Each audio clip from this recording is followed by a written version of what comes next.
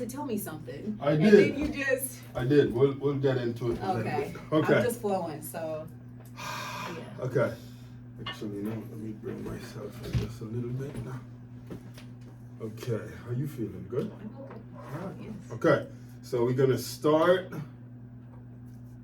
Yes. Welcome to another episode of Stories to Create podcast right here, EOS Club. I am so excited today because I have one of the beautifulest sisters in the house. When I tell you she is an innovator, she's a TV personality, people.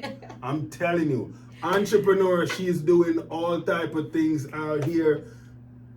You guys don't know her yet, but I'm just gonna introduce her as Dee-Dee Smith. Yes, thank you so much. First of all, happy Friday. Yes. It is almost Christmas time. It is almost Christmas Yes. time. What are you doing for Christmas? I'm gonna go to Arkansas and be with I have 3 little nieces and What? a sister and a brother, and I'm gonna go hang out with them. So you're the awesome auntie, huh? Oh yeah, Come with all kind of gifts. As my little nieces say, that's the rich auntie.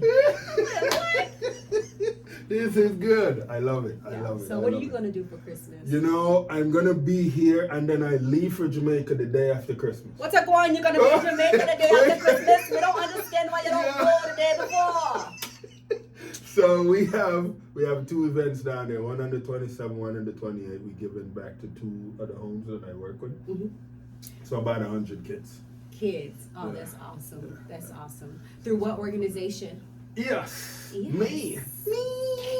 So it's EOS and Mrs. Universe Jamaica Pageantry. They partnered with us, so I have all those girls gonna be giving out gifts. Yeah, man. Well, me think I'm a Jamaican. Yes. So if I can help in any type of way, I would love to support the cause. Listen, we're gonna bring you in. We're gonna bring you in. So what we wanna do, we wanna bring our guests, our listeners, back, just a little bit back. Okay. Before the nickname was created. Mm-hmm. So the early years. Oh.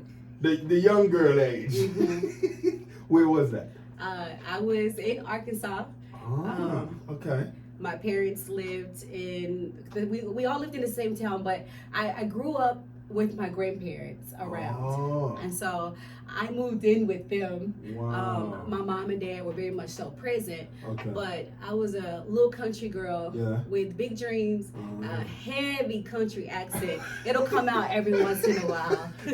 But surprisingly, I knew who I was. Okay. At a child. And that's a giver. Yeah. I have a heart to give. My grandmother told me the story. Yeah. She said I was about 3 years old. Mm-hmm. Everybody, we were yard selling. So back in the day, we used to do yard sales. And we went to the gas station. There was a homeless man outside. Yeah. And they gave me money to shop with. Right. But instead of shopping at the yard sale, I gave all of my money. And my grandmother said, everybody walked by the homeless person except for you. Wow. And when I did that, other people started giving this person money. Beautiful. And that's just who I am. Oh my goodness. So that's who I was at 3, 4, 5. Yeah. I love church. I love God. So there was school. Yes. And church. Yes. When you say church, you Jamaican, I'm not Jamaican, but you know how it is. You know how it is. Church, you go to church. You guys, do you do the Sabbath? Well, yes. So you got to keep it holy. They say you Sabbath day, you got to keep it holy. We didn't have the Sabbath. I'm not Seventh-day Adventist, but we believe in being present at church for a very long time. Yes. As some of my Jamaican friends. So like a couple of days a week. Yes. So you look at Monday night prayer meeting, Wednesday night Bible study. Oh my goodness. I couldn't do it. My kids now, they cry when I take them to church. Like, especially to I brought them to a Jamaican church one time to visit and they cried. Yeah. I've been to church in Jamaica way too long. Yeah. And I'm like, you see the Jamaicans, they're like, yes. But then when you get to church, they're just like very conservative. And these are the holiest people. So let me say this. And this is totally off subject, but that's okay. Yes. Seventh-day Adventists, on average, live 10 years longer than any other religion. That is wild. You know why? That is wild. Ask me why. Why? because they take one day a week to rest. See, I like that. I mean, there is a few people now that is starting to understand the importance of rest. Yeah. So I like that. So you going to school. I mean, by the way, what kind of young lady were you in school? Was you a rebel, or you was a student that get all the A's, or? Well, transparent moment. Okay. I was a rebel. Wow. But I was a kid acting out. Okay. For a reason. Okay. It wasn't that I wasn't getting attention at home. It's just that sometimes when you are a child that goes through a divorce with your parents, you kind of end up in a battlefield. Right. And some of the wounds, they started at a young age and they grew with me. So in high school, which is so interesting because my principal, who became my superintendent, they basically adopted me and took me into their family because they saw the potential in me. But it's like, she keeps coming to this office and this is just misplaced anger. Because I've been kicked out of school twice. And I was the first person that, I think in the 6th grade, I think I had like 67 detentions. What? Yeah. Was you fighting a lot? I talked a lot. Oh, you talked a lot. You were talking back to the teacher? Yes. But thank God I am not who I was then, because I was a handful. A good rebel. Yeah. A good rebel. Yeah. Wow. Now, going to church, did they ever put you on the choir? I sing, yes. Oh, goodness. The Sunshine Band for the little kids, and then the what they call the youth. The youth choir. Oh, wow. And because I could sing, I usually would have to lead a lot of the songs. Wow. And I grew up with a piano in the house. Okay. So my grandmother played the piano by ear. Okay. Sometimes her tone was a little off. But I grew up like that, so it taught me. You got to work with it off key. You got to work with what you got. So I love to sing. I still to this day sing on the praise team at my church. That's who I am. I'm a worshiper. So. I love it. This is a beautiful thing. So in that time when you decided, you know what, I'm going with grandparents, how did your parents feel about that? Like, did they started to go through the transition of divorce? Yeah, so my mom was okay with it because my mom would come to my grandmother's house every morning, cook breakfast, make my bed, wash the clothes. So it was one of those things where she knew that my grandparents loved me. And at the time, it just fit. But I had a sister who stayed with my mother. And so we have two very different outlooks on life, and we have two. My mom was an alcoholic, and she died at the age of 50. Whoa. And so very young. And so my sister stayed and was working with my mom. I just put that distance there because I was older and I needed to focus on my grades. I was a cheerleader, softball, track. I did it all. And sometimes I did it without having a parent present at my game. So that's where my... So you were a little upset sometimes when you were all the time, and you see no one come. All the time.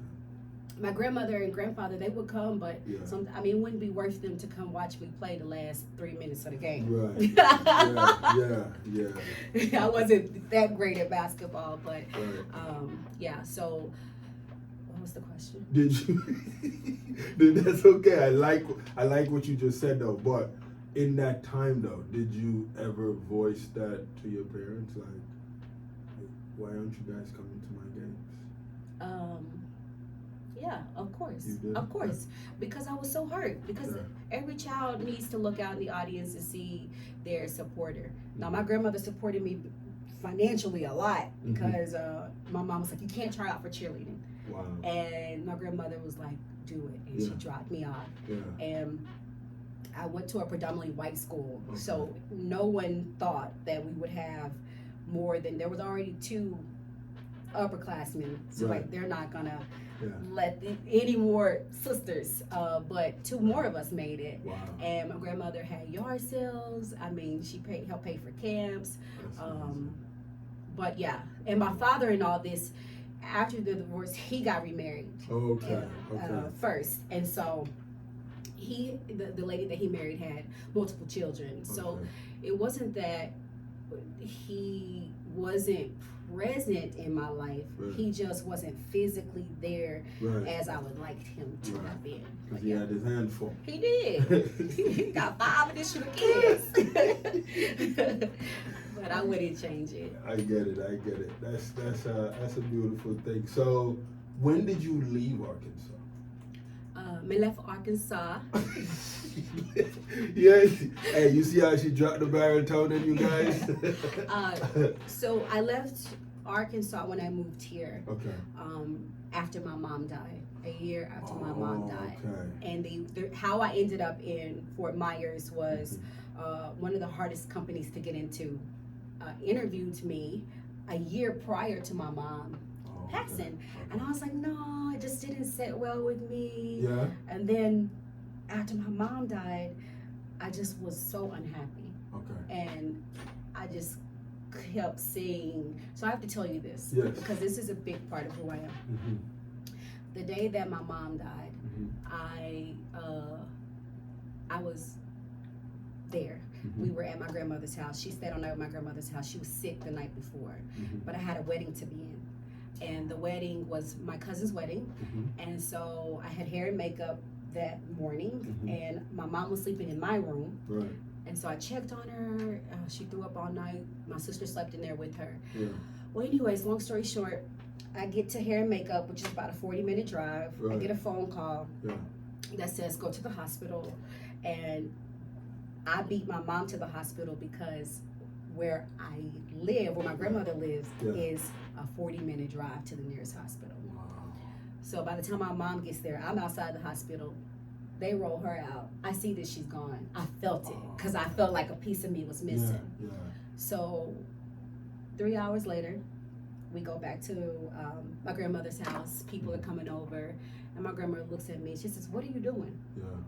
And I was like, I don't know, I guess grieving. I don't know. I didn't know. This is a new feeling for me. And she says, you need to go get ready. I said, she said, you have a wedding to be in. Oh, man. So at that moment, I was really cut off from grieving.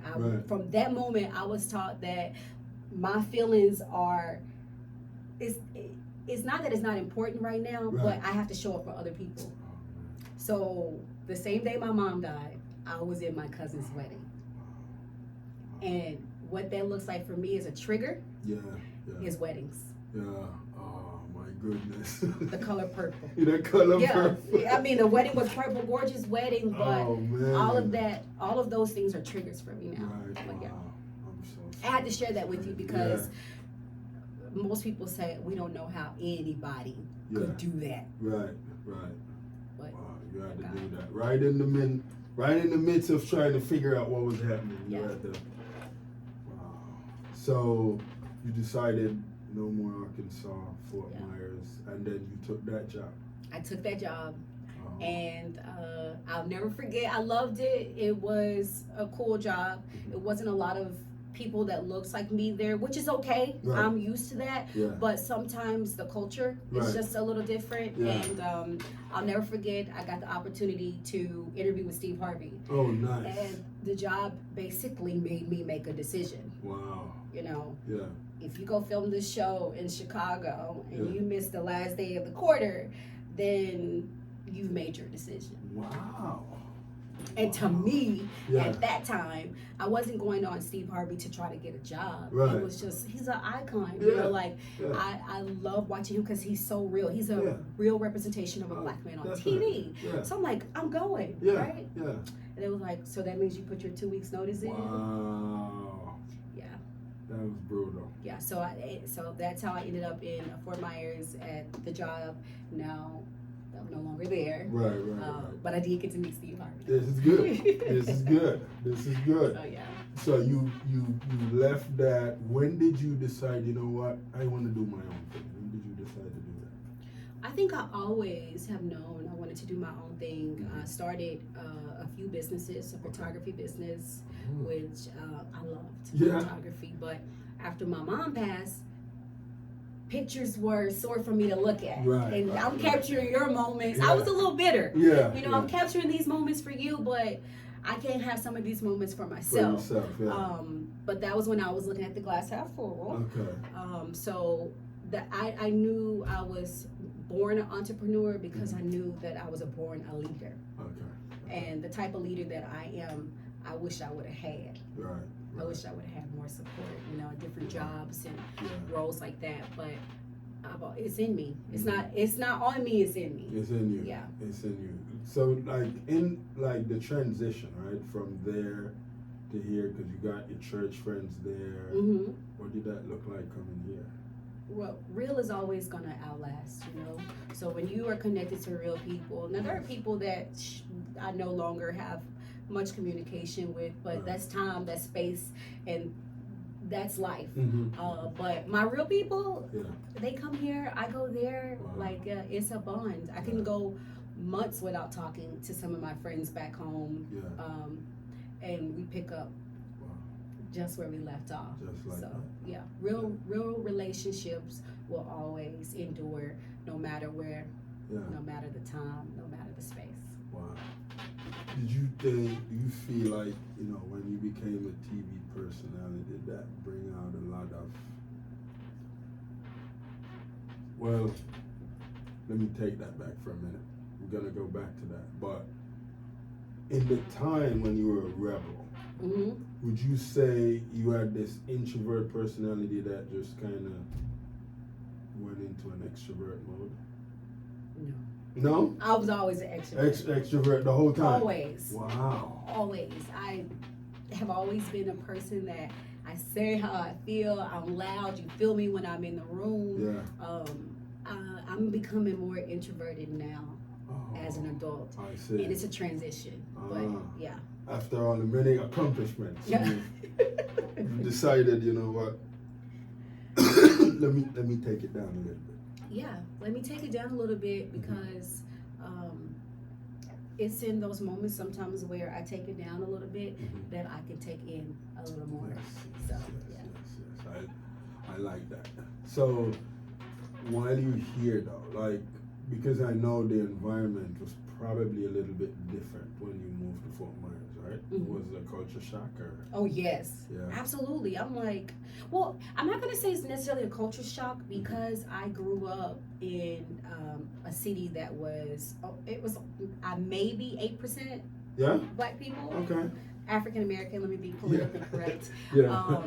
So when I got here, it wasn't necessarily a culture shock. It was different because there was the ocean. There were a lot of old people. That was the culture shock. It wasn't until I went to the Martin Luther King parade, the second year I've been here, that I saw a whole bunch of Black people. And I was like, what? Okay, it's cultured, it's diverse. But I've always felt welcome. A lot of people ask me when living here, do I experience racism? This is definitely a Republican state, but so is Arkansas. But no, it hasn't been like that for me. It's been amazing. The culture shock was a good culture shock because it exposed me to things that I would have never been exposed to had I not left Arkansas. I like that. What is your relationship now with your dad? Oh, me and my dad, we are really best friends. Yeah, he's here now. He moved to Florida. He hasn't officially moved, but he spends at least a month at a time here, and he has become like my rock. He really has. Dad is cool. He's a smooth guy. We're different because he's a lot more. He's quieter than I am, and but he's smooth, and he's one of those men who he's very strong. He's one of the strongest men I know, awesome. And I admire my father, and I love him so much, and I'm thankful that he turned his life around many years ago for his children, and he's apologized, he's taken ownership, so there's nothing for me to hold against him, and that was years ago, and so we're living, we are traveling. My dad is He's doing it. He's doing it. I'm so excited for him. He's going to be moving here nice. next year. So I'm excited to have him here because it feels good to have family around. That's beautiful. What would you say is the hardest thing for you when you decided, I want to start my own business and move into that direction? What was the hardest? The hardest thing for me was myself. Yeah. My thoughts. Ooh, I like that right there. Yeah. Ooh, okay, let's dive into that. Myself, my thoughts. Okay. I already told myself, this is going to be difficult. This is what this looks like. What if you fail? Yeah. Like, you can't afford to quit your full-time job and go jump out and chase your dream. But it's like, I'm working somebody else's dream here. She just did that. Oh my goodness. I'm working somebody else's dream, so I need to work mine. And I was literally in my own way. Wow. So that's the hardest part. And then having conversations with people prematurely about what you want to do, because people can talk you out of things before you know it. This is very true. Girl, are you sure you want to do that? Yeah. I don't know. I don't. Listen. I'll call you when I'm done. Yeah. Show up at the grand opening. Yeah. You know? It was me. It was me. What about you? I'm curious. Oh, I really am curious. Don't worry. You will learn a whole lot about Cornell. Okay. But for right now, for the listeners, it's for about you for a little. Hey, you guys know. Maybe I'll bring her back so she can interview me. How's that? Oh yes. Oh yeah. Thousands of questions. We're gonna get in your business. I like it. So, as far as you doing what you're doing now, when an opportunity arose for you to leave the country, did you leave the country? Yes. To go visit? Where was the first place you visited? I went to I've been Maldives, Dubai, but the best place that I've gone was Africa. Okay. So I went for mission work. Oh my gosh. Where'd you go? I went to I was in Kenya. What? Egypt. Yeah. Oh yeah. Oh yeah. Over there they treat me like a queen. Listen, I was like, you ain't saying nothing, right? Yeah. Know all about it. But this had is good. I not moved to Florida, I would have never seen Africa. Yeah. Florida was this step of faith to activate me by putting me in a space where I had not too many people when I first moved here. It was literally me and God. Right.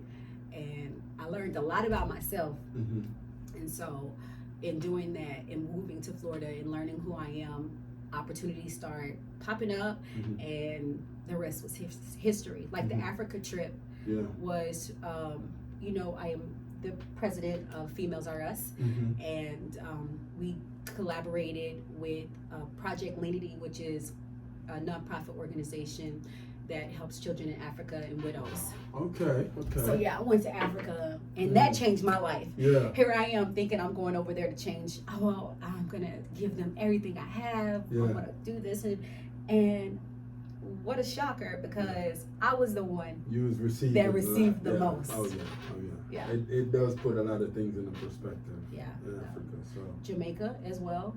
I work with a nonprofit in Jamaica. Okay. I really don't want to talk about that too much, because when I talk about that, tears come to my eyes. But I've gone a lot of places. Wow, that is amazing. You recently got featured in a book as one of the authors. Best-selling authors. Yes.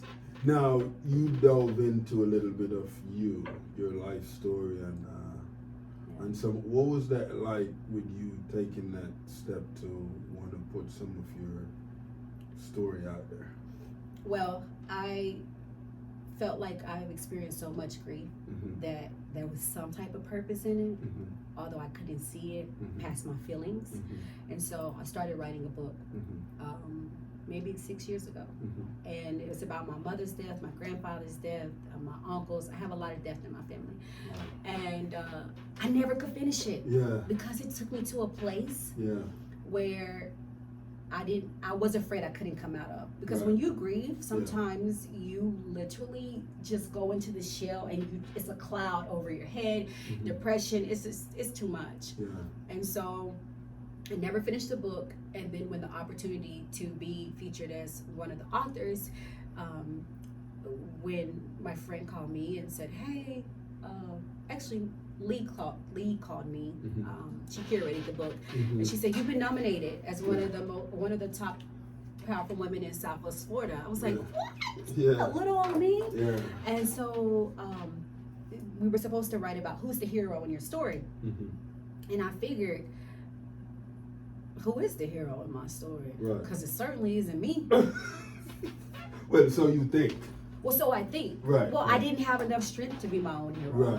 So that's what I talk about in my chapter. I expose myself a little bit by letting the readers in on a little bit of my grieving journey, which I do plan to have a follow-up book.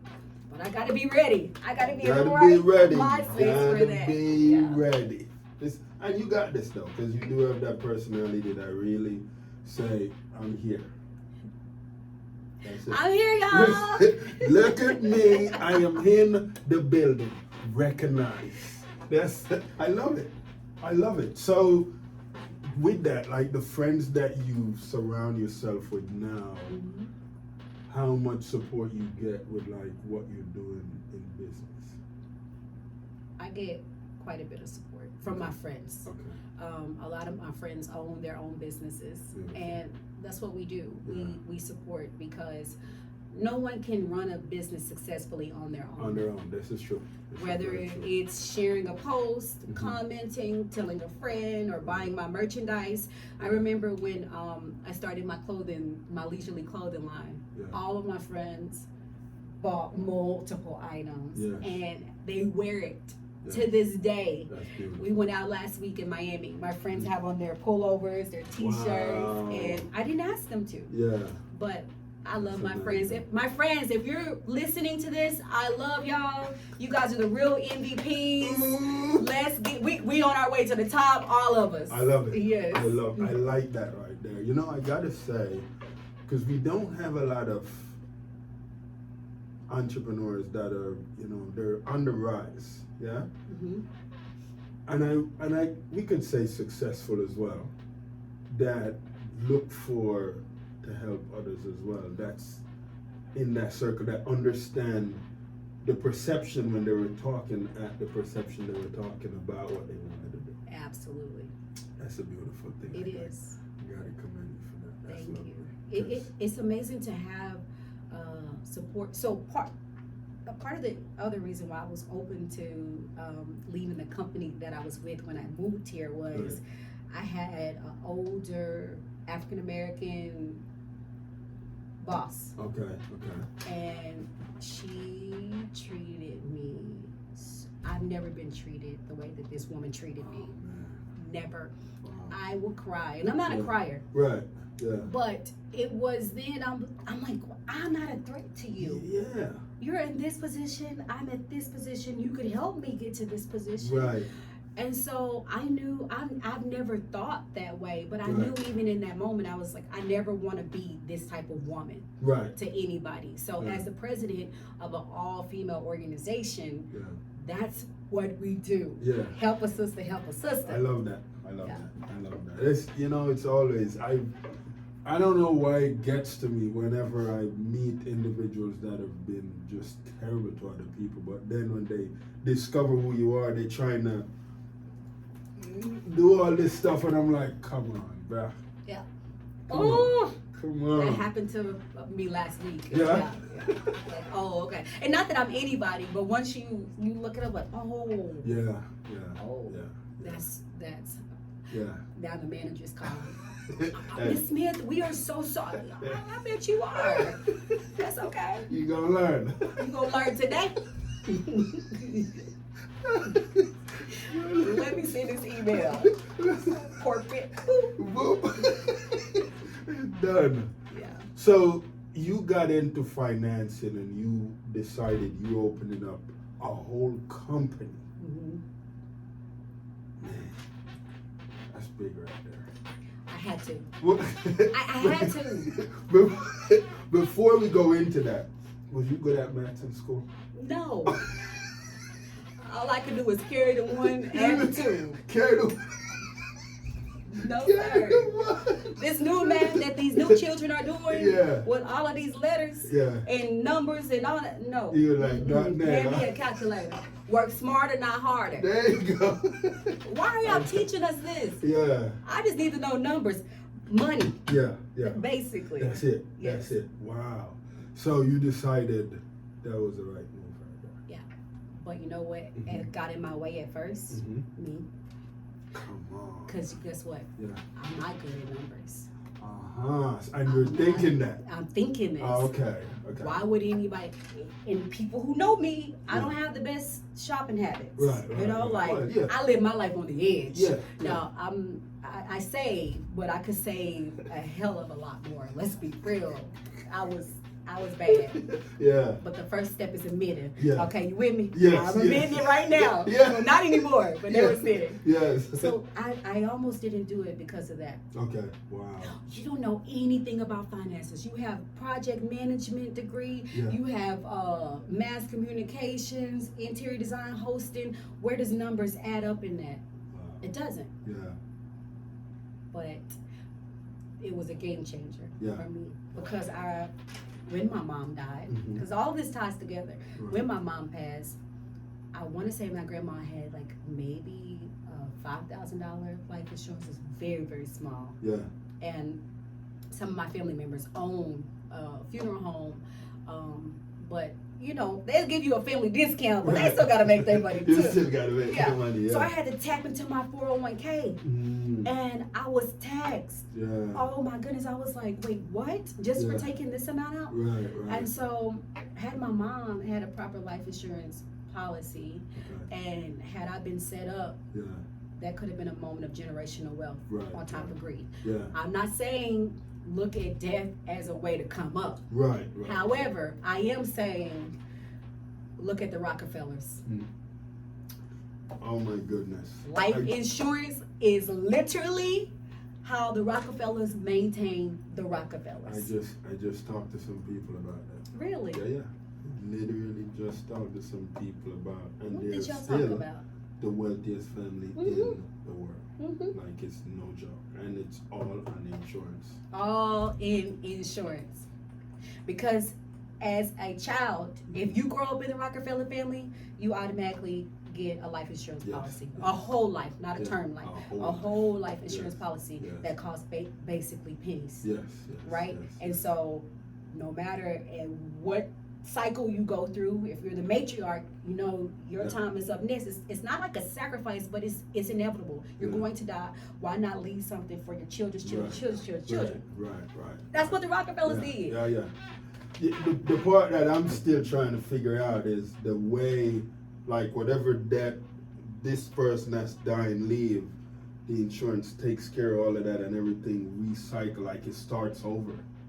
It's like, so one of the things that they were saying was how, like, whatever you've done in like your journey in life, if there's outstandings or whatever, there is part of your insurance that covers that. Yes. And that's how they do. Like, so it's like they go back to zero for the next upcoming family member. Yes. That's absolutely. And they leave some left over. Millions left over. But we don't know. So that's how I got into the financial world. Yes. It was like, I am sick of this perpetuated cycle of GoFundMe. Right. Like, and it's bigger than life insurance, but that was solely the purpose that I joined. And then when I joined, I learned about annuities. Wow. And I'm like, wait a minute. You mean I've been having my money over here in this 401k and it only made this much, and when the stock market crashed, my money went down with it? Oh my goodness. No. Like, and then I found out, like, there are these different investments, but I thought I needed hundreds of thousands to invest. I thought I needed 50,000 to invest. It's like, that's a bunch of money, you know? But you don't need that. No. You got $10,000, or you have enough money to get you some type of IUL, a whole life plan, then that's what we need to be doing. I like that. And you educating yourself on it, and you positioning yourself to help a lot of like-minded individuals. Yeah. This is beautiful. Now, with all that going on, where's the family looking? Like, where's the family sitting? Are they like talk with you a lot, or just you and your dad? I am a family-oriented person, so yeah, my family is we're very tight-knit family. So you run, I'm running too. We're very close. They're very supportive. I like that. I only had one aunt on my mom's side who died at 50. Wow, 50 as well. What is with this 50? And I have 5 uncles. I love my uncles. Yeah. And then on my dad's side, he had 2 sisters, and my aunt died. I want to say she was almost 50, so she died by 50. Yeah. And I have several uncles. I'm extremely close with my sister. My little sister, she has 3 kids. Yeah. I'm gonna tell you their name because you wouldn't believe me, but London. Okay. Paris. Oh my goodness! Don't tell me we're going over. That's where we go. Germany. Come on! Wow. For real? So I'm in the airport like London, Paris. No, we're not going there. I'm like, those are my nieces. Get y'all butts over here. Wow, that is amazing. Yeah, but they changed my life. My family is the reason why I go so hard. I've always been the matriarch of my family, especially after I graduated college, because I was making good money working for a tech company. Yeah. And so you saved up a lot of that money. Oh, not really. Saved. I lived up a lot of that money. Okay, I saw the world with a lot of that money. We having fun. Yes. I like that. Because that's what life's about. Definitely. You definitely got to enjoy life and understand what that looks like. Yeah. So, you have all this stuff going on now. If you was to think back, when would you say was a turning point where success found you and it's like, okay, I'm gonna let this kind of stay with me, I'm gonna hold it. Yeah. Definitely when I moved to Florida. Okay. When I moved to Florida, it was like a domino effect. Doors just start opening up for me. Yeah. I'm singing the national anthem at the hockey game. I'm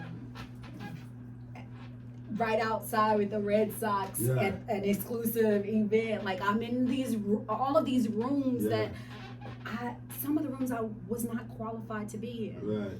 But because I was in position. You was in the position. Yes. There's been times where it's like, hey, this person can't make it. We got a last minute ticket. I used to feel some type of way about that. Yeah. But then God dropped it in my spirit, no ma'am. You didn't have a seat at the table, but I created one for you. You created one for you. So go show up and leave that attitude at home. I like that. But yeah, when I moved here, that's when I got a taste of success. But maybe when I was in college, because I was the president of my entire freshman class at a university. Wow. So I did a lot and I had a big impact, and it was that success that kind of fueled me and I was a pageant girl. So I was used to winning, and when you win, you want to keep winning, if you're not first, you're last. Yes. Yeah. And if you haven't lost, why stop winning? Why stop winning? I like that. Yeah. I like that. So, because with everything going on right now, in the paradigm shift that we're in now, what would you say some of the struggles a lot of young ladies face when they already have the gift to do what is tugging at them, but they just don't think that's what it is? I mean, it's fear. Yeah. It's really fear, and it's themselves. Yeah. And that comes from some type of insecurity or deficit, whatever it may be. But a lot of women, they don't realize that. Right. So the first step is to realize that, okay, because I know people who self-sabotage. That's the word, self-sabotage. Self-sabotage, wow. Nobody ever did it in my family, or I'm good, but this person's better, or the market is saturated. Yeah. Come on, sis. Everybody's doing everything. Right. But you have to have some type of confidence within yourself to know that even if you fail, it's not a failure. It's just a lesson. You're not starting from scratch. You're starting from that failure, which is experience. Right. And so I think a lot of women just have to not be afraid to fail. Because, honey, I fall. Yeah. But when I fall, I'm taking something with me. Yeah. I'm taking something with me. I'm holding on to something. And when I get back up, that's something that I took with me is going to help me to stand up longer next time. There you go. I like that. You know what? I like that. I don't know if I've fell a few times and held on to anything. I just fell. You probably fell, but you probably did. This is good. I just fell. Yeah. Look, I say I fall, but I've never just laid there. No. You done laid there? No. Oh, okay. I never. You get back up. I can't do that. I just don't see it in me. Yeah. It's from the boy. It's from the boy, you know, that little 4-year-old boy in Jamaica. So, but I gotta tell you though, because you know, a lot of females, they see you and they're excited with what you're doing. When you discover there's a female that's really hating all the stuff that you're accomplishing, if you ever get a chance to confront them, what would you say to them? That's a really good question. Your battery. Look at God. He knew I was going to say something crazy. You know, he was... Do you have a battery pack? Yeah, it's in the car. That's okay. Okay. It's good. You good. Oh my God, look at this. My phone. I'll talk to y'all later. We're working over here. I would tell her that don't allow my strengths to intimidate your insecurities. Ooh. If you watching this and you don't like me and you one of my haters, it's okay. Yes. Don't allow my strength to intimidate your weaknesses. Yes. Because I love that. And I encountered that so many times. Yeah. People judge me by how I dress, my car, my purses, and things like that. Yeah. That's not who I am. Right. But those same people who judge me, a lot of them come back and be like, "Oh my gosh, girl, you are so funny. Like, you are so cool. I'm sorry." Yeah. I had a cousin call me and tell me, she was like, "I'm sorry. I wish I would have had a relationship with you sooner. Yeah. But because they were hating on you, and I was with them." They joined the bandwagon. Wow. Yeah. Wow. But that's okay, because people hating on me is not going to stop what I have going. Right. Because what God has for me is for me, and who I am is who I am. I'm not going to change to make somebody else comfortable. I'm going to always be me. Yes. They going to have to adjust. Yes. You're going to have to adjust and catch up to the moving train. Catch up while you can. Bye, baby. I love it. So, do you ever go back to church and do a little bit of choir singing? Or? Not really, because you're so busy now. Well, it's I sing at my church here. I have been out for the last 2 months, but God knows my heart. Yes. But I used to go back when I used to go to Arkansas, and I would sing every once in a while. But I haven't been to my childhood home church. I think because my grandmother that raised me, she's in a nursing home. Oh, okay. And so she used to play the piano at church, and she was the choir president. So me going back there without her, it just feels it really hurts. Yeah, so yeah. But I used to love to sing a lot more than what I do now. I think sometimes life happens, and sometimes our joy. Like I would be like a mockingbird, a hummingbird, just everywhere I went. But as life happened, my voice, and now I'm a background singer, which is okay. Mariah Carey, Whitney Houston. Whitney Houston. Ooh. Whitney Houston. Prince, Michael Jackson. Oh, why you have to?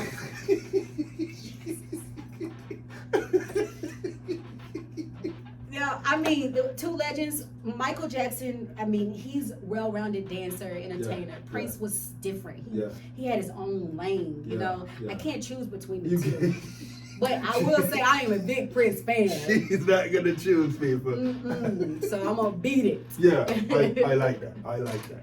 Would you say any of the music from the early 2000s have a lot of influence on how these youths act now, or it's the music now? I don't know a lot of the music now because I can't understand the music now. You know what I'm saying? Yeah. I was we were out last week, me and my friends, and the song came on. We out on the boat and the music is loud blasting. Yeah. My friend Rothy, she owns her nail salon. Right. She was playing the music, and a song came on. I was so embarrassed because all the other boats are around. It was like I'm trying to get my coochie scratch or something like that. I was like, what? Who did that? Dirty Red. You know Dirty Red. Oh, Dirty Red. Oh my goodness. Yeah, and it's like, wow. The things that they talk about now, it's very catchy. Yeah. And the thing I don't like about it is my nieces get a hold to this. Oh yeah. They know it. My little 8-year-old niece was like, we were in the car and she's like, make me wet, make me holler, make me lose my breath. I said, what is she talking about? Yeah. She's like pouring water on her. I said, okay. Well, I was thinking, Lord, we're teaching.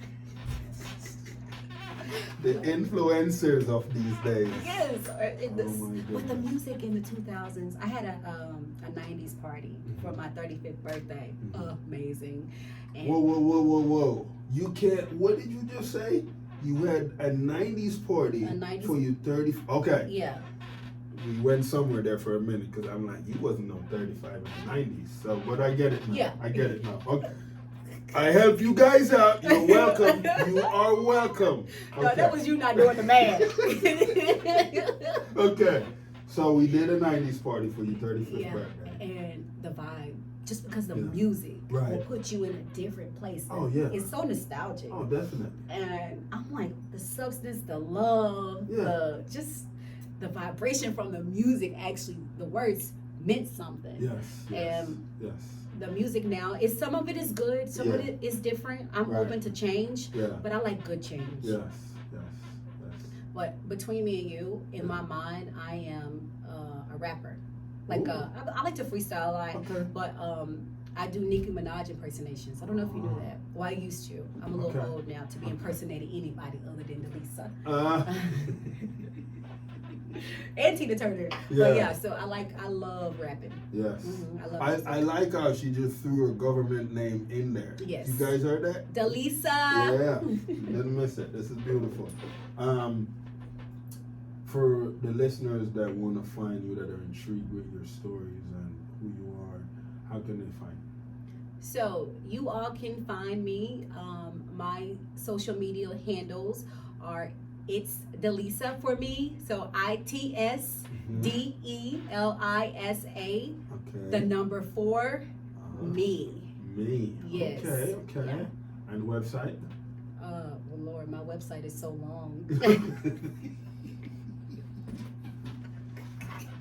My website is so long. I just brace yourself, guys. Brace yourself. I don't even know it by heart. No? I just use my insurance website. Just put her name in and she'll come up, people. I'll pop up. I'll work on getting a link that's a website that's like Dee-Dee.com or something like that. Yeah. Dee-Dee.com. I like it. So maybe, you know what? I'm telling you guys here first. I'm gonna bring her back so she can interview me. I cannot wait. Ooh, for you guys. The interview you've been waiting on. The interview you needed that you know you didn't need. But you needed it, you didn't know. They didn't know. Because I want to know, like, how you got here. You're Jamaican. You were here. Oh, my you said goodness. you have children. Oh, my goodness. There's so much. Listen, we're going to chat more in a minute. So, listen. Everyone, you guys heard it here. We created a story with the very lovely, talented Dee-Dee Smith. I want to thank you for being on the show. Thank you. Yes. So, there you have it. Another story has been created right here in EOS Club. Until our next episode, where we have another interesting, colorful, decorative guest. Hey, Dee-Dee. Right here. Till next time. Yes. All right, that was beautiful. Okay, so